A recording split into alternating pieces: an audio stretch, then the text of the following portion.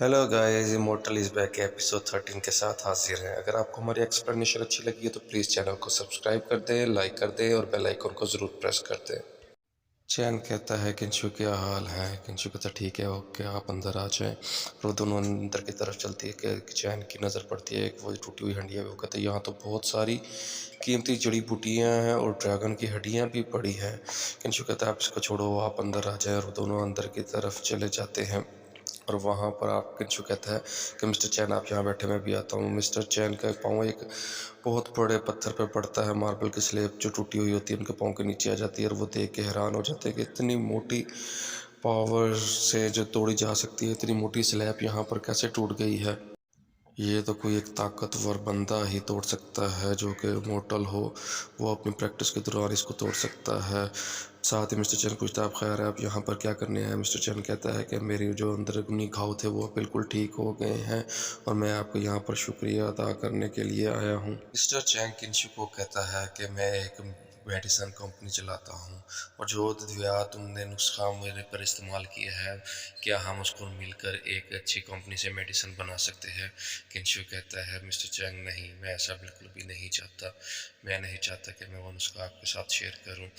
Mister Chang कहते हैं अगर हम मिलकर बिजनेस करेंगे तो हम बहुत आगे तक तरक्की कर सकते हैं। मिस्टर चैंग कहता है आगे से किंशु जवाब देता है कि नहीं मिस्टर चैन, मैं एक और बिज़नेस करना चाहता हूँ।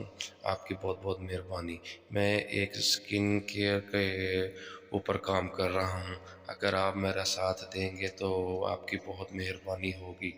और किंशु कहते हैं जो मेडिसिन मैं बनाना चाह रहा हूँ उसको आपको उसका 5% मिलेगा। तो साथ ही मिस्टर किंग कहते हैं आप मुझ पर भरोसा कर सकते हैं, ये आपकी बहुत मेहरबानी होगी। किंशु कहता है आपकी भी बहुत मेहरबानी, बहुत शुक्रिया। इसके साथ ही मिस्टर किंग कहते हैं आप मुझ पर भरोसा कर सकते हैं, आप मुझे एक चांस दे के तो देखिए। किंशु कहता है नहीं, मैंने जो कह दिया है वो कह दिया है। किंशु कहता है कि मिस पुलिस को आप मत बताइएगा कि हम दोनों एक दूसरे को जानते हैं। बड़ा हैरान हो के चैंग पूछता है तुम हमारा ताल्लुक कैसे जानते हो। किंशु कहता है जब मैं आपसे मिला था तो हम मुझे पता लग गया था आप दोनों में एक जैसी स्मेल आ रही थी और आप दोनों में कोई ना कोई ताल्लुक है। इस वजह से मुझे पता लग गया था कि वो आपका कोई ना कोई ताल्लुक है।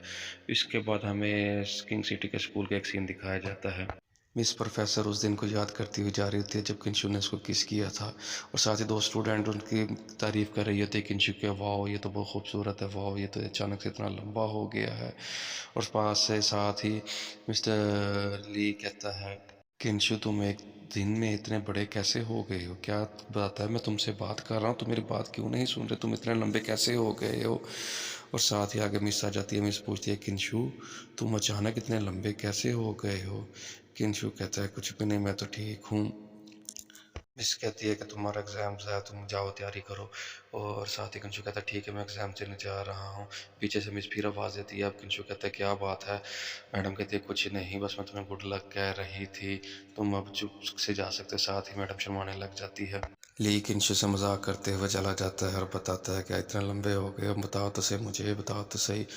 उसके बाद हमें प्रिंसिपल के ऑफिस का एक सीन दिखाया जाता है जिसमें किंशु को कहते हैं कि ये तुम्हारा एग्ज़ाम्स पेपर है और ये तुम्हें सिर्फ 3 घंटे का वक्त दिया जाता है और तुम इसी ऑफिस में बैठकर इस प्रोफेसर की निगरानी में ये पेपर्स को हल करोगे। और किंशु वो पेपर ले लेता है और देखने लग जाता है। तो साथ ही किंशु कहता है ठीक है मैं यहाँ बैठकर इसको हल कर देता हूँ। और प्लीज़ प्रोफेसर आपने अपने अल्फाज याद रखना जो आपने कहे थे। प्रोफेसर कहता हाँ हाँ मुझे याद है जो मैंने अल्फाज कहे थे, तुम पहले पेपर हल तो करो। साथ ही वो सोचने लग जाता है कि ये पेपर मैंने इतना मुश्किल बनाया, तुम इसको हल भी नहीं कर सकते। प्रोफेसर कहता है मैंने पूरे 1 हफ्ते की मेहनत की है इस पेपर पर और मैं देखता हूँ तुम इसमें कैसे पास हो सकते हो और तुम्हारे लिए मैंने बहुत डिफ़िकल्ट पेपर बनाया है। और साथ ही हमें किंशु अपना पेपर हल करते हुए नज़र दिखाई जाती है। उसके बाद वो प्रोफेसर और जो प्रिंसिपल पेपर को चेक कर रहे होते हैं और मोबाइल पर किंशु लगा हुआ मैसेज कर रहा होता है। किंशु मोबाइल पर सीयू का मैसेज कर देता है।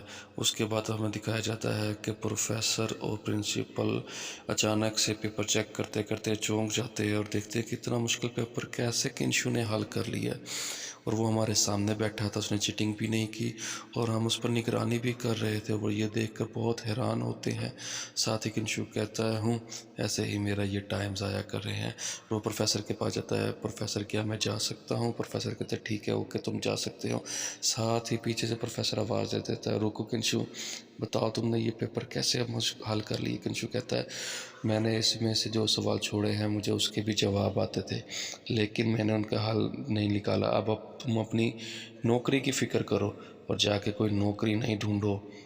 किंशु जाते जाते कहता है कि ऐसे तुम लोगों ने मेरा टाइम वेस्ट किया, और उसके पेपर दिखाए जाते हैं जिसमें चारों पेपर में उसके 1988 मार्क्स आए होते हैं। जाते जाते सोच रहा होता है कि ये जो मैंने जड़ी बूटियों से ताकत हासिल की ये तो वाकई बहुत पावरफुल है, ये तो कमाल की ताकत ऑब्जर्व होगी, इससे कल्टीवेशन में मदद मिलेगी। और साथ ही हमें दिखाया जाता है कि मिस पास से गुजर रही होती है और किंशु उनको देखता भी नहीं है, और मिस बड़ी चौंक जाती है और चौंक कर मुड़ कर देखती है कि किंशु ने तो मुझे यहाँ पर जाते हुए देखा तक नहीं।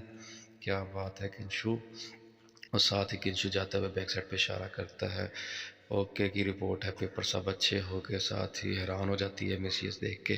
किंशु मुड़ के कहता है क्या तुम मेरे साथ दोपहर के लिए लंच पर चलोगी? मिस हैरानगी से देखती है और कहती है ठीक है मैं तुम्हारे साथ चलूँगी। और फिर कहते चलो लेट्स गो, हम चलते हैं दोपहर के खाने के लिए। और साथ ही किंशु कहता है किसके लिए?